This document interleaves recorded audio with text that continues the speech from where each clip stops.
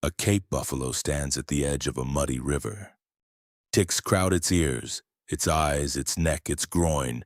It shakes its head, it stamps. Nothing falls off.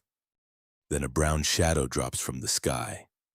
An adult red-billed oxpecker lands on the buffalo's shoulder. Small feet, tiny claws, a body no bigger than a fist standing on a mountain of muscle and horn.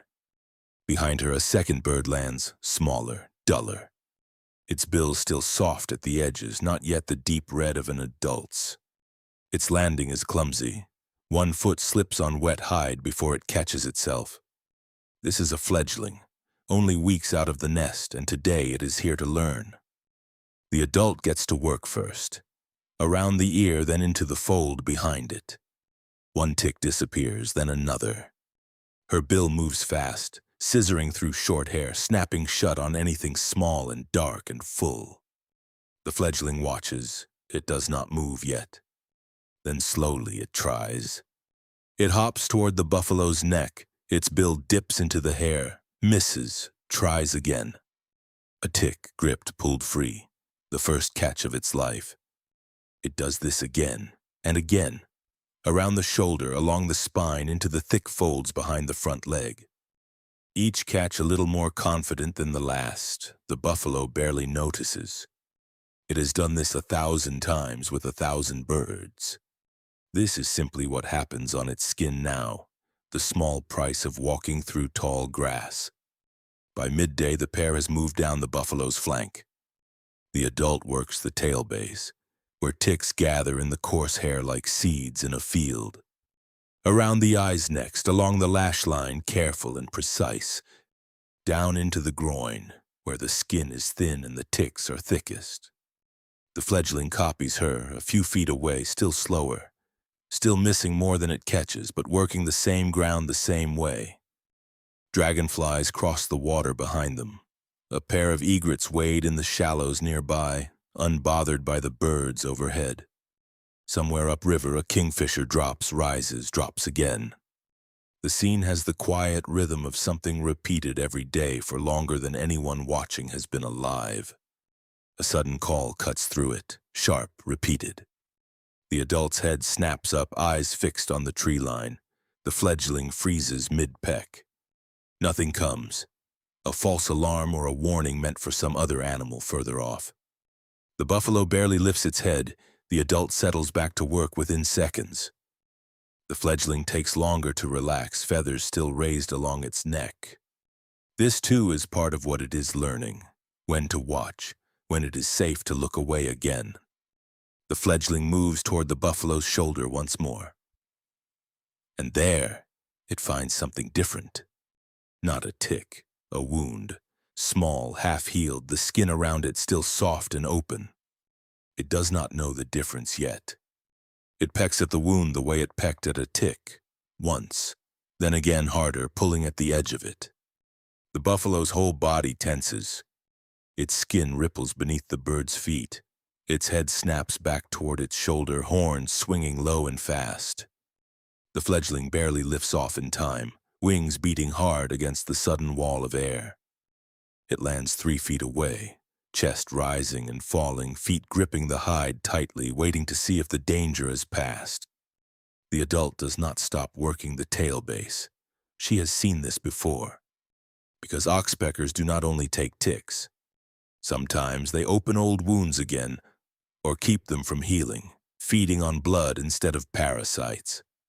Researchers have found blood and torn skin in stomachs beside the shells of insects, evidence of a bird that cleans and also at times causes harm. It is not a simple partnership. It is not always gentle. It can help a great deal and still, on the wrong patch of skin, cause pain.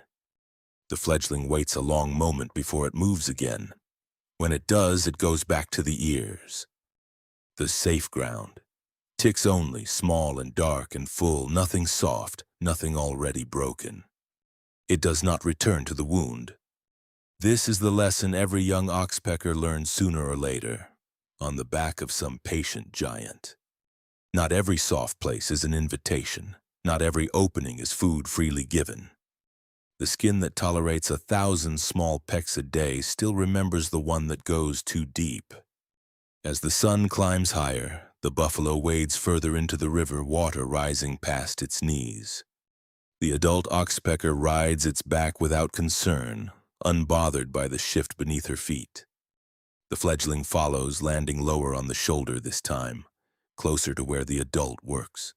Close enough to watch her bill move, but not close enough to make its own mistake again.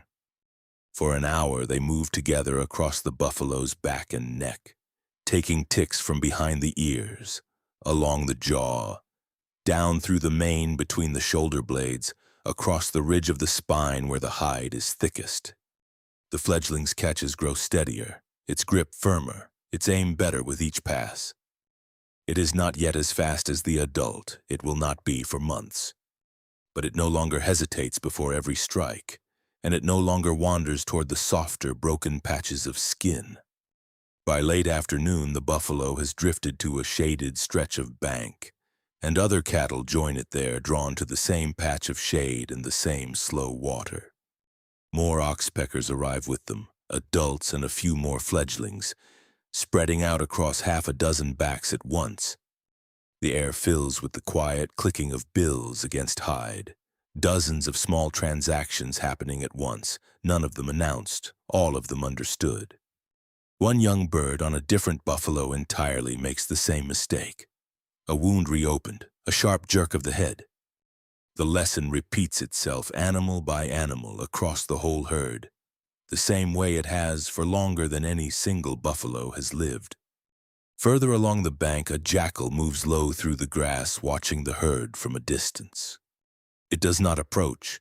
A grown buffalo is not easy prey, and a herd this size even less so. Still, the birds notice first. A few oxpeckers lift briefly, calling before settling again once the jackal drifts back toward the tree line.